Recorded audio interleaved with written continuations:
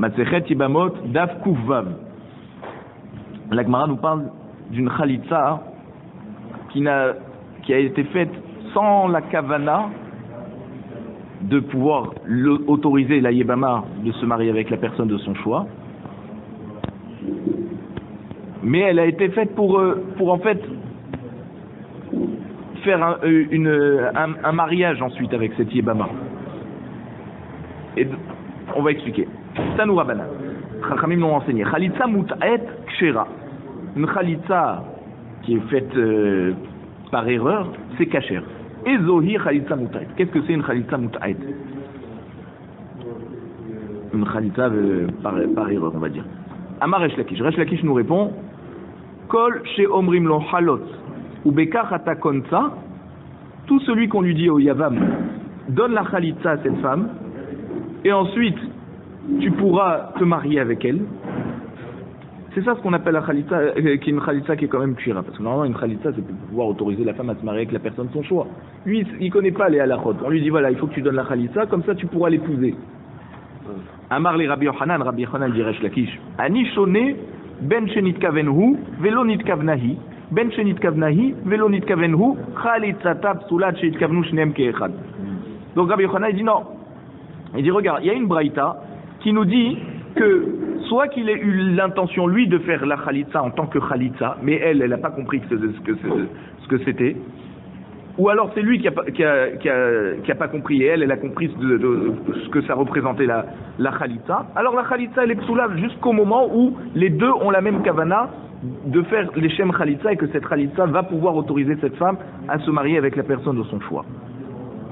Ve'at amart khalitza takshera, et toi Resh Lakish tu me dis que la khalitza, que même si le yavam il comprenait pas trop et qu'on lui a dit voilà tu vas lui donner la khalitza et par le biais de la khalitza tu vas pouvoir te marier avec elle, c'est bon?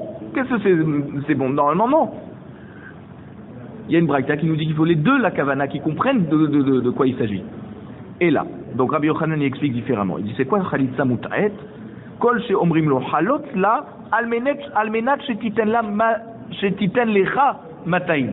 Si on lui dit donne-lui la khalitza, et si tu lui donnes la khalitza, alors là elle va te rendre 200 zouz. Elle est prête à payer pour que tu lui donnes la khalitza. Et même si à la fin la yébama ne l'a pas payé, la khalitza elle est quand même kshira. Parce que la condition qu'on a fait n'est pas validée. Pourquoi? Parce que pour qu'une condition soit validée, il faut que le ma'asé, l'acte, puisse être réalisé par un shaliach. Or la khalitza, c'est quelque chose qui ne peut pas être fait par un shaliach. C'est juste le yabam qui peut donner la khalitza, qui doit faire la khalitza à la femme. La femme ne peut pas prendre la chaussure d'un shaliach et lui dire voilà, à la place du yabam, je t'enlève la chaussure et je crache dedans. Et... Non, ça doit être fait entre le yabam et la yébama. Il n'y a personne d'autre qui peut intercéder. Donc c'est pour ça que toute chose qui ne peut pas être faite par un shaliach, on ne peut pas rajouter une condition à ça. Tanya Nemiyachi, et il y a une braïta qui vient confirmer comme Rabbi Yochanan. Khalitza mut'at kshera. Une khalitza mut'at c'est kasher. Et zohi khalitza mut'at, qu'est-ce que c'est? Kol shomrim chalot la almenat shetiten lecha 200 zouz. Donne-lui la khalitza pour qu'elle te donne, elle, en retour, 200 zouz. Ou ma'aseh be'isha achat shenafla lifnei yavam she'en agun la. Un jour, il y a une femme qui est tombée devant son yavam et il ne la méritait pas. Ve'amroulo, et le beddin lui ont dit au yavam halotla menat shetiten lecha 200 zouz. Donne-lui la khalitza comme si elle te donne 200 zouz. Ou ba ma'aseh lifnei Rabbi Chia ve'richira. Et cette histoire est arrivée devant Rabbi Chia parce que la femme n'a pas donné les 200 zouz et Rabbi Chia a quand même validé cette khalitza. Alors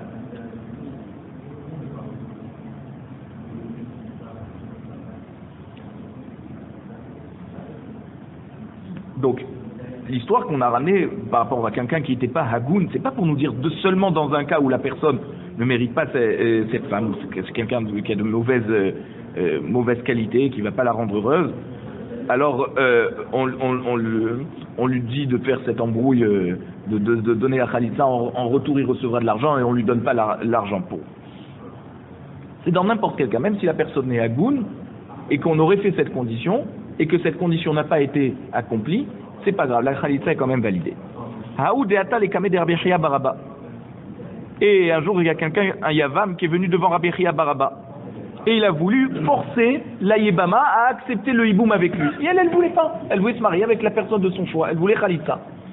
Amarla, Rabbi Chia, il a dit à la Yébama, Biti, ma fille, Amodi, tiens-toi devant, lève-toi devant le Yavam, c'est-à-dire accepte le hiboum. Amrale, Ima, Yeshivata, Zohi Amidata. Alors, la mère de cette Yébama, elle a dit à Rabbi Chia Baraba, le fait qu'elle reste assise, ça veut dire qu'elle n'accepte pas le hiboum, c'est ça qui est bien, parce que c'est pas un bon mari pour elle. Amarla, Yadatle, Rabbi Chia, il a dit à la mère, est-ce que tu connais ce Yavam pour dire que c'est pas quelqu'un de bien et que son tikkun c'est pas de faire le hiboum à ta fille? Amrale in, la mère elle a dit oui, je le connais. Mamona ou dahazala, il a vu qu'elle avait de l'argent cette femme et c'est pour ça qu'il veut faire le hiboum, mais c'est pas pour la rendre heureuse. Et lui il veut faire le hiboum avec elle juste pour pouvoir prendre cet argent et le faire disparaître, c'est-à-dire l'utiliser pour son propre intérêt. Amarla, là Rabbi Chia il a dit à la Yébama elle-même, pas à la mère, lo nichalach, est-ce que tu veux pas toi faire hiboum? Amrale lo, elle a dit non, je veux pas. Alors qu'est-ce qu'il a fait Rabbi Chia? Amarle, là Rabbi Chia il a dit au Yabam, halot la ou bekar atakonsa, fais-lui la khalitza et par cette khalitza ça va te permettre d'acquérir cette femme et elle sera ta femme. Donc fais-lui la khalitza. Les bâtards des khalat là, juste après qu'il lui a donné la khalitza, Amarle Rabbi Chia il a dit au Yabam, ashta mina chipas lala. Maintenant, à partir de maintenant, que la khalitza n'est pas bonne. Quand la khalitza, ça veut dire, elle peut pas faire le hiboum parce que la khalitza n'a pas été bonne. Alors, chalotla khalitza ma'aliyata. Maintenant, fais-lui une bonne khalitza pour pouvoir être utilisée. Ça veut dire que cette khalitza va permettre à cette femme de se marier avec la personne de son choix, qui est ridé tishtere le alma. Maintenant, grâce à ça, elle pourra être autorisée à tout le monde. C'est-à-dire, quand on fait une mauvaise khalitza, le yabam ne peut plus faire hiboum avec elle. Et il a mis dans une situation où on doit faire ou khalitza ou hiboum. Or, si on fait une mauvaise khalitza, il faut refaire une autre khalitza. Mais le yavam ne peut plus faire hiboum. Il doit refaire la khalitza. Pourquoi elle n'est pas bonne la khalitza? Parce qu'il lui a dit, fais une khalitza pour qu'elle puisse être autorisée au mariage. Or, la khalitza, elle rend la femme libre de se marier avec qui elle veut, et pas avec son ex-beau-frère. Donc, c'est comme ça qu'il a fait. Bat Hamoua de Rav Papa. Il y avait la fille du beau-père de Rav Papa. C'est-à-dire la sœur, en fait, de la femme de Rav Papa. Et elle a perdu son mari, la sœur de la femme de Rav Papa. Nafla lifne Yavam she'ena gudla. Et elle est tombée devant un Yavam qui n'était pas bien pour elle. Ata les kamé de Abaye. Ce Yavam, il est parti devant Abaye. Il voulait forcer à cette Yabama d'accepter le hiboum. Amarle, chalotzla ou bekach atakonsa. Il lui a fait pareil, la même histoire. Il lui a dit, donne-lui la khalitza et par cette khalitza tu vas pouvoir te marier avec elle. Et donc en fait c'était pas bon, et donc il a dû refaire une autre khalitza alors qu'il pouvait déjà plus faire hiboum avec elle. Et donc c'est comme ça qu'il a libéré cette femme. Amarle Rav Papa. Rav Papa il a dit à Abaye, lo savar lamar leha de amar Rabbi Yochanan. Est-ce que tu connais pas ce que nous a enseigné Rabbi Yochanan?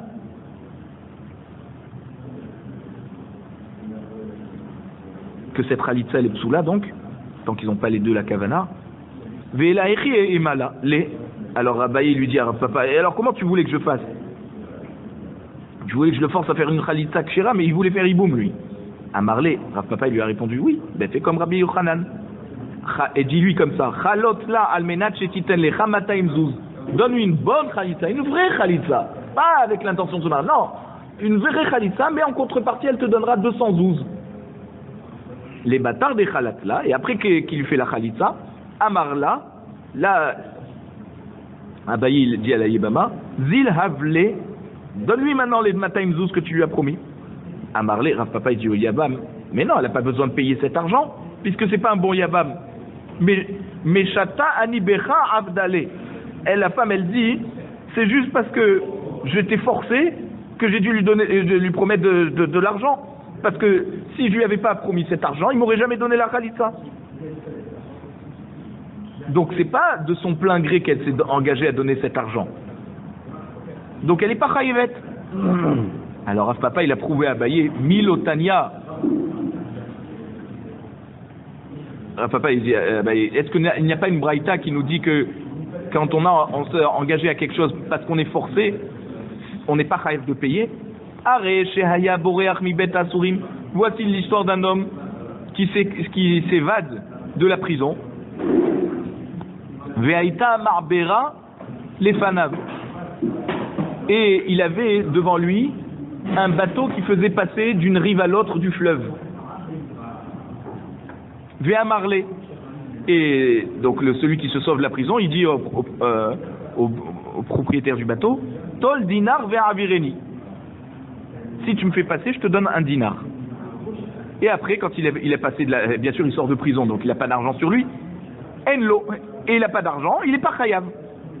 Et l'asraro, il est seulement chayav de payer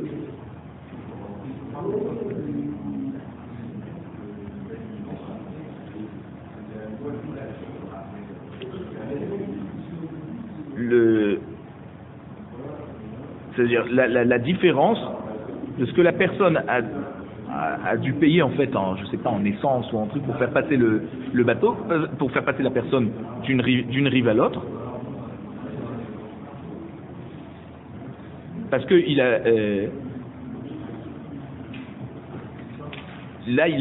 a sauvé cette personne. Il n'était pas chayav de sauver cette personne.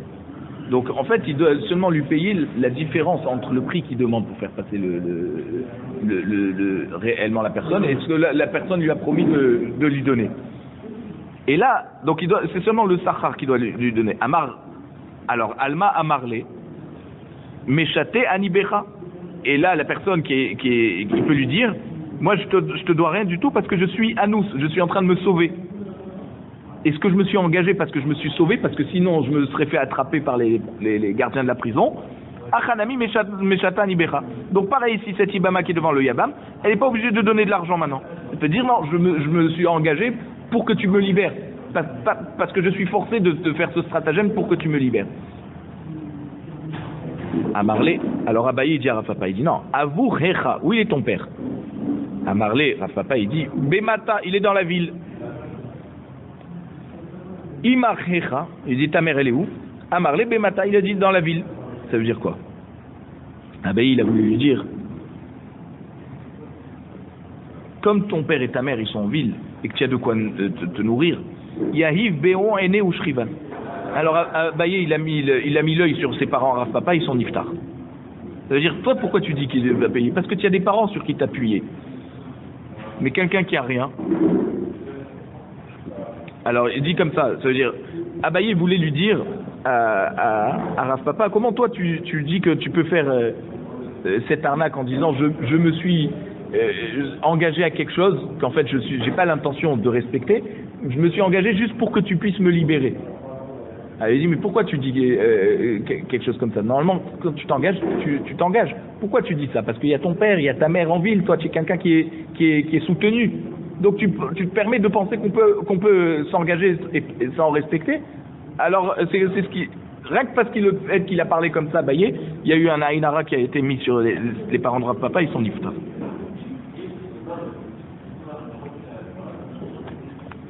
Tanoura banane. Donc en fait c'est pour ça qu'Abaye avait dit à la Ibama, maintenant il faut que tu lui donnes les 212. Tu t'es engagé, il faut que tu donnes. Tanoura banane. Chachamim enseigne. Khalitsa mut'aet kshira. Donc une khalitsa qui a été faite par erreur, c'est quoi par erreur? C'est-à-dire on a trompé la personne. On lui a dit donne-lui la khalitsa, comme ça elle va te donner 212. C'est cachère, même si elle lui a pas donné l'argent. Get mut'aet.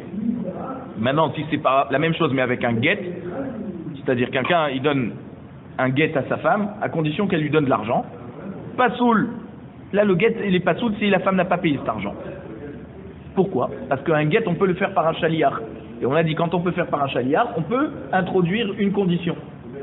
Comme la khalitza, on ne peut pas faire avec shalia, même, donc si on introduit une condition à ça, alors ça ne sera pas validé. Par contre, pour le get, oui. Donc il faut que la femme, elle paye cette condition. Khalitza me'ouset. Maintenant, une khalitza où on a forcé la personne de donner la khalitza alors que lui, il voulait faire iboum. Psoula, c'est pas soul. Get me'ouset, kasher. Par contre, un get qu'on a forcé la personne à donner le get à sa femme, c'est kasher. La Gemara dit quoi? Echidami, comment c'est possible? Idéama rotseani. Si la personne, après qu'on l'a forcé, il dit oui, ok, maintenant je suis d'accord. Afilou khalitza nami. Alors même la khalitza, ça devrait être kasher. Velo amarotseani. Et s'il n'a pas dit je suis d'accord, get namilo. Même le get, il n'est pas validé. Il faut qu'il soit, il donne, avec l'intention de donner. C'est vrai qu'on peut le forcer et lui mettre de la pression, mais au moment où il donne, il faut qu'il soit d'accord. Donc qu'est-ce que tu lui dis alors qu'il a donné le get Baal Kocha, get me on sait, c'est kasher? La Gemara dit non, achikama, c'est comme ça qu'il faut dire. Faut expliquer comme ça à Braïta. Khalitza mut'et le'olam kasher. Une khalitza, d'accord, avec ce stratagème, donne-lui les 212 pour qu'il te donne la khalitza. Comme il y a donc la khalitza mut'et, c'est kasher. Parce que la khalitza, voilà, la khalitza avec cette condition, on enlève cette condition. On a dit parce qu'on peut pas faire avec la khalitza avec un shalia. Donc même s'il lui promet 1 million, il lui dit voilà, donne-moi $1 million et je te donne la khalitza, elle peut lui dire oui, et après elle lui donnera rien du tout. Par contre, get mut'e le olam pasoul. Mais si le get il est tenu avec une condition d'argent, eh ben il n'est pas validé ce get tant que la femme n'a pas payé cette condition d'argent, cet argent. Par contre, khalitza me'ouset, veget me'ouset, alors là, khalitza forcé, ou le get forcé, on a forcé la personne à faire khalitza ou à donner le get, zimnim kasher, zimnim pasoul. Des fois c'est kasher, des fois c'est pasoul. Ade amarotseani, delo amarotseani. Quand il a dit je suis d'accord, après toute la pression qu'on lui a mis, alors c'est bon, c'est validé. Mais s'il a toujours pas dit qu'il est d'accord, il a donné le get vraiment de force, mais au moment où il donnait le get, il voulait pas, alors c'est pas validé. Et donc pareil pour la khalitza. Si on l'a forcé au moment de donner la khalitza, il voulait toujours pas, il voulait faire le hiboum, d'accord, et ben c'est pas validé. Détania, comment on fait ça? Parce qu'il y a une braïta qui nous dit à propos de celui qui fait un neder, un vœu, d'amener un korban ola. Il y a écrit dans Vayikra Perek Aleph Pasuk Gimel, Im ola korbano minabakar zachar tamim yakrivenu. El petachu el moed yakriv oto lirtsono difnei Hashem. Alors apparemment yakriv oto, c'est en plus, puisqu'on a dit s'il veut faire amener un korban, il faut qu'il amène un mâle, d'accord, qui n'a pas de défaut, et qu'il le sacrifiera devant la porte du Ohel Moed. Il va l'approcher. Yakrivenu, il va l'approcher devant la porte du Ohel Moed. Et après on répète encore, il va l'approcher. Pourquoi? Mais la mettre chez Kofin Oto, c'est pour nous dire qu'on le force. S'il veut pas donner, il s'est engagé à faire un vœu et amener un korban, et il veut pas, pour X raison, on le force à amener ce korban. On dit, tu n'as pas le droit de revenir sur ton engagement. Ah, Talmud Lomar l'irtsono. Et ce pasuk nous dit, il faut qu'il soit d'accord, l'irtsono. Alors c'est quoi, on le force ou on le force pas? Haketzad, comment c'est possible? Kofin oto ache yomar otseani. On le force jusqu'à qu'il dit, je suis d'accord d'amener ce korban.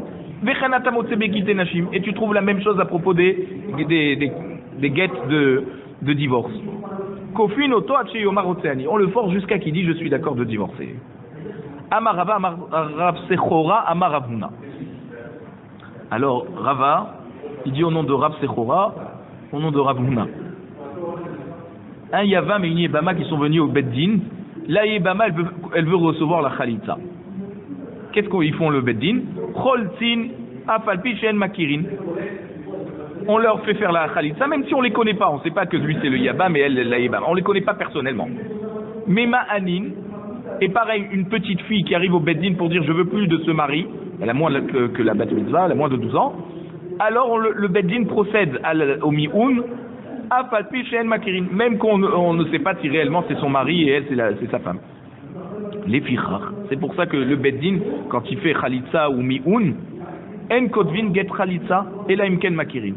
Donc le Beddin n'écrit un sorte de reçu comme quoi on a fait la khalitza seulement si on les connaît réellement. Si on les connaît pas, on fait la khalitza sans faire de contrat. Après nous, le Beddin de telle ville ou nous affirmons qu'un tel...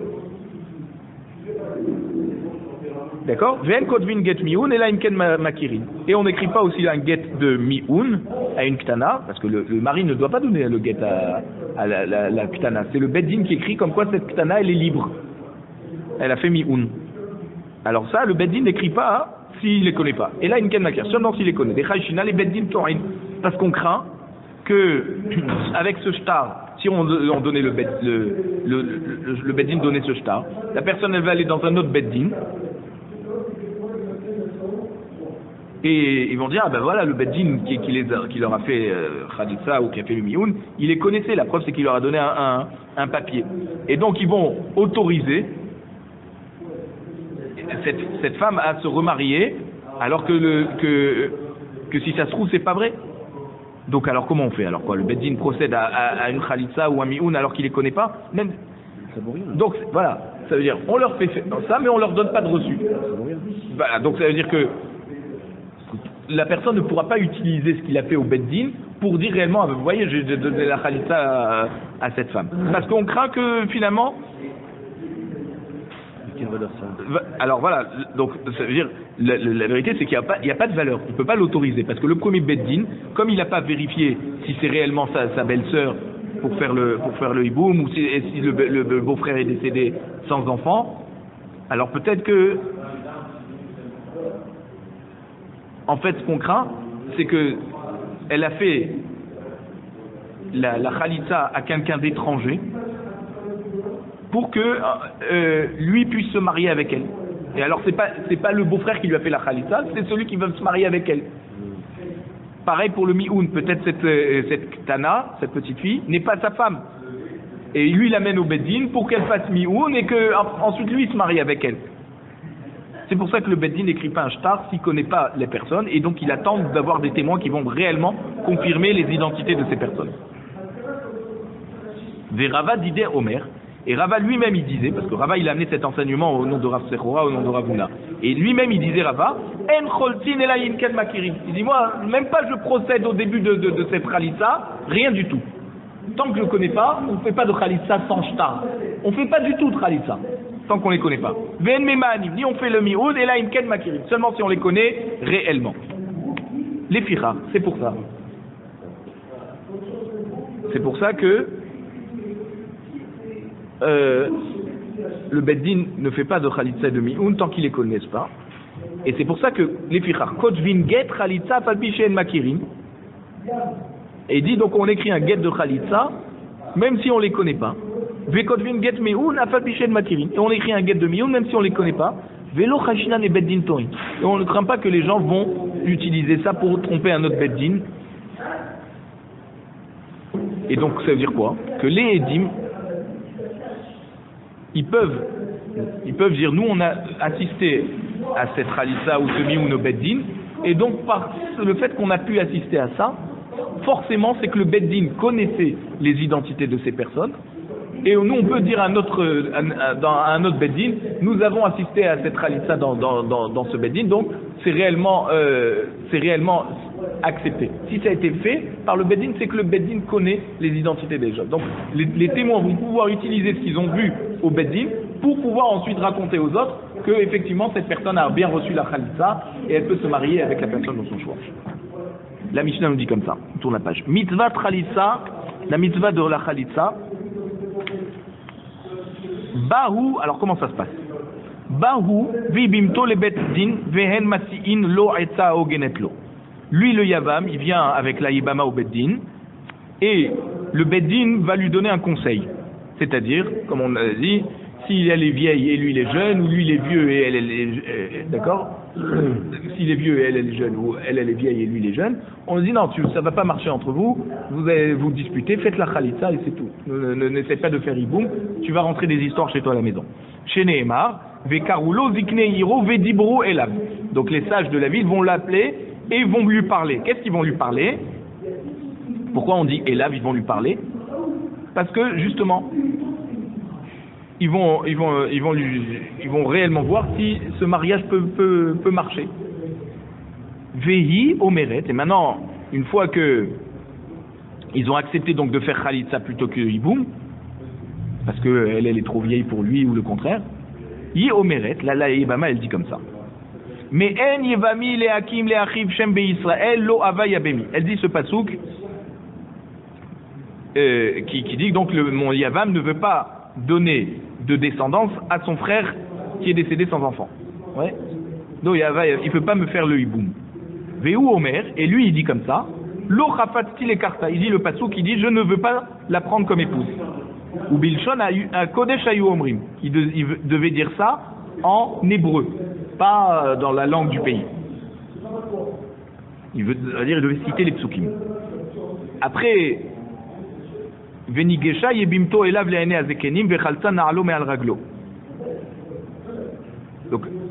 Donc après que ils ont lu les psukim, la femme s'avançait et elle lui enlevait la chaussure. Veyarka befanav, et elle crachait devant lui mais par terre. Rokanir el dayanim, d'accord, un crachat qui est visible aux yeux des dayanim. Ve'anta ve'amra, et la Yebama elle va dire ensuite, après qu'elle a craché, Kacha ye'ase la'ish asher lo ibne et bet achi. Ainsi on fera à l'homme qui veut pas construire la maison de son frère. Ad kan ayu makrim. Alors au début le beddin on lui dictait et elle répétait mot à mot. Veksheikra Rabbi Orkanos tachata ela bikfar etam, et lorsque Rabbi Orkanos en dessous l'arbre dans le village de Etam, Vegamar et kol paracha, lui il a lu toute la paracha jusqu'à qu'ils ont dit Venikra shemo beIsraël bet chalut sanaal urzeku liot gomrim kol paracha. Quand on a vu que Rabbi Orkanos il faisait comme ça, alors tous les batédinim ils se sont alignés sur Rabbi Orkanos et ils ont dit qu'il faut lire toute la paracha. Venikra shemo beIsraël bet chalut sanaal. Qui c'est qui dit ce pasouk? Mitzvah badayanim.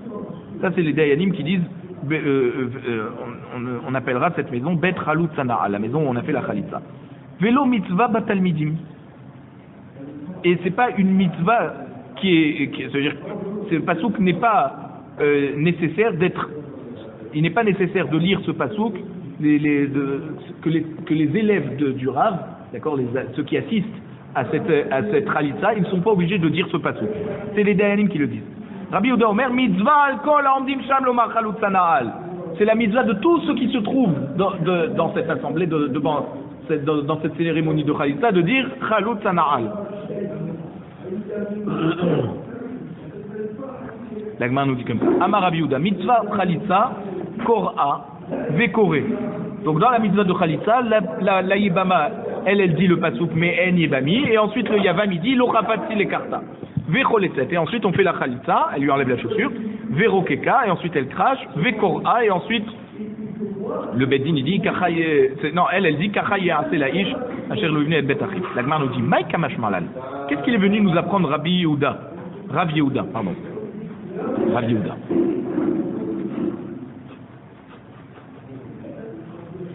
que Rav Yehuda, elle dit la Khalitza, elle lit, lui il lit, et après elle lui enlève la chaussure. Je dis, mais qu'est-ce qu'il est venu nous apprendre Rav Yehuda? Hakamash Marlan, on le sait déjà, mitzvah hachi, comme on l'a pris de la Mishnah. Ça veut dire que la Khalitza, les Khatrila, il faut que ça soit fait comme ça. Donc qu'est-ce qu'il vient nous répéter avec ce qu'on a appris dans la Mishnah? Vei aper, et si on a inversé, c'est-à-dire elle a craché avant d'enlever la chaussure, letlanba, c'est pas grave. Tanya Namiachi. L'Agma nous dit non. Rav Yehuda, il y a une braïta qui va comme lui, qui dit Ben sheikdim Khalitza l'irkika. Ou ben sheikdim rekika la Khalitza, ma she'asa asui. Soit qu'on a fait d'abord enlever la chaussure avant de cracher, soit qu'on a d'abord craché avant d'enlever la chaussure. Ce qui est fait, donc, c'est pas invalidé. Bdi Avad, c'est quand même validé. Ça, c'est le chidouche de Rav Yehuda. Amar Abaye.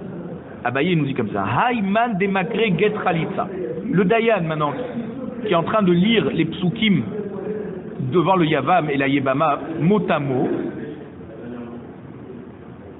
Alors quand il arrive à Lo Hava Yabemi, donc que la femme elle dit, lui il veut pas me faire le hiboum.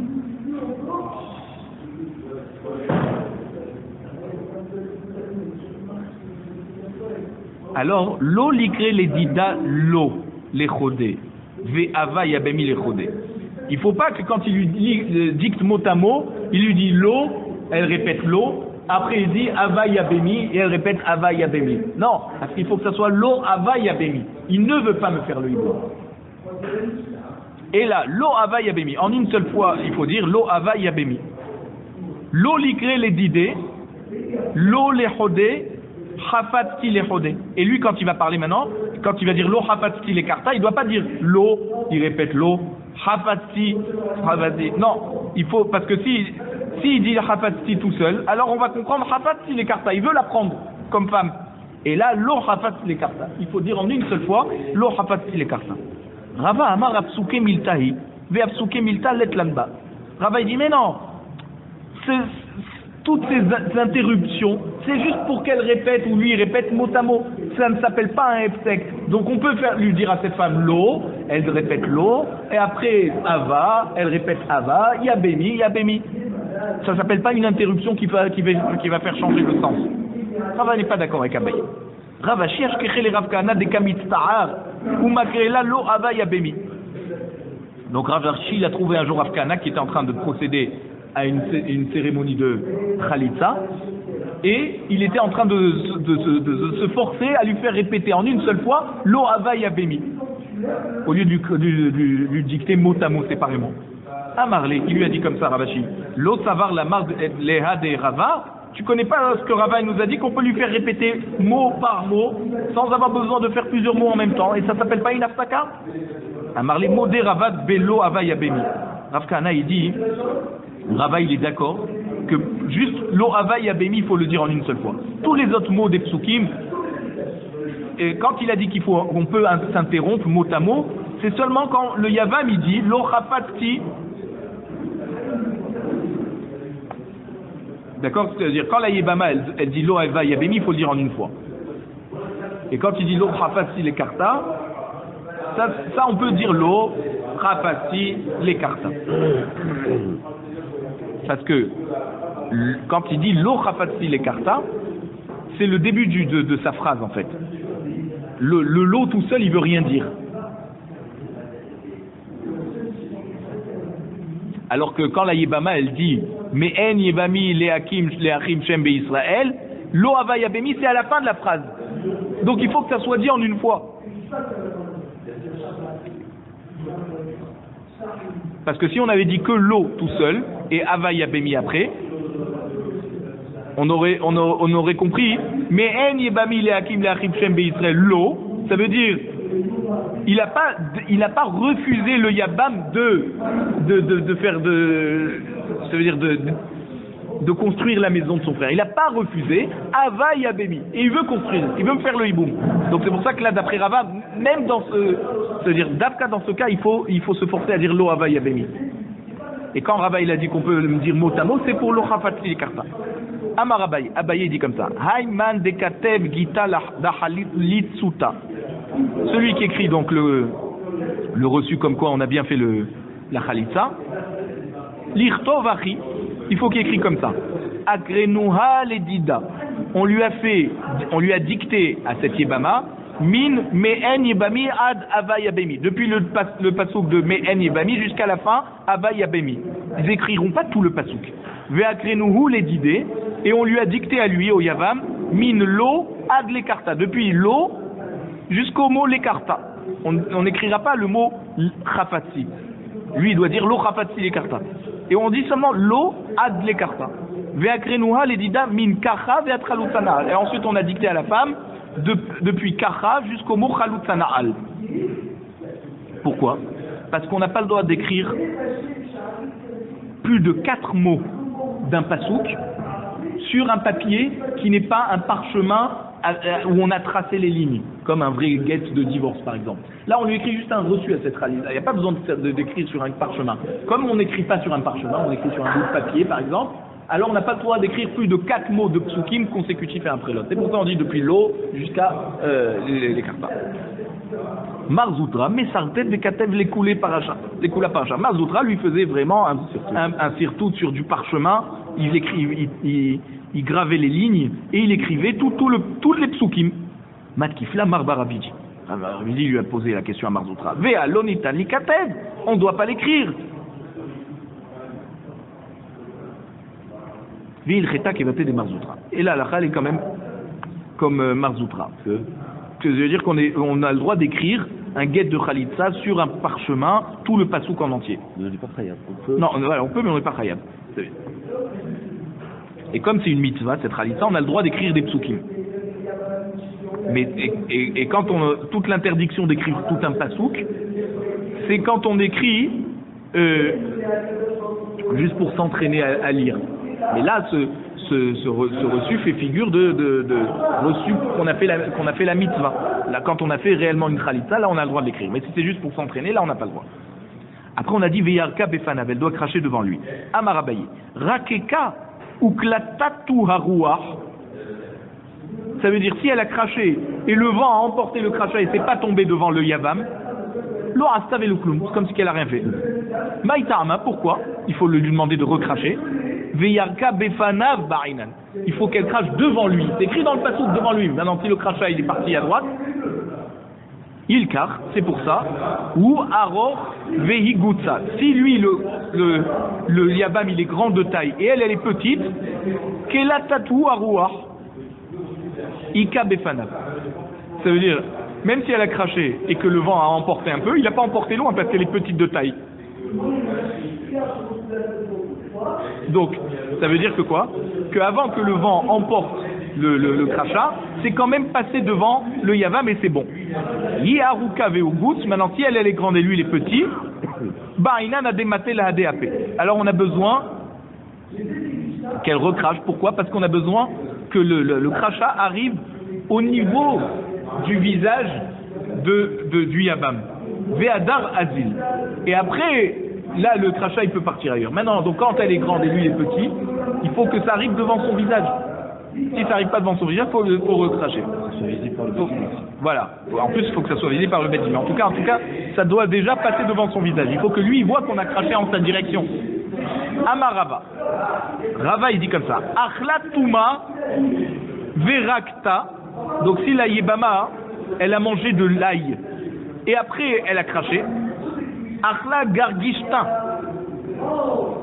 Si elle a mangé un petit morceau de terre qu'on mangeait pour guérir apparemment, il faut manger un peu de terre, je sais pas pour guérir de quoi. Et après elle a verakta et après seulement elle a craché. Lo astave le kloum. Elle a rien fait, il faut recracher. Maïtarma, pourquoi?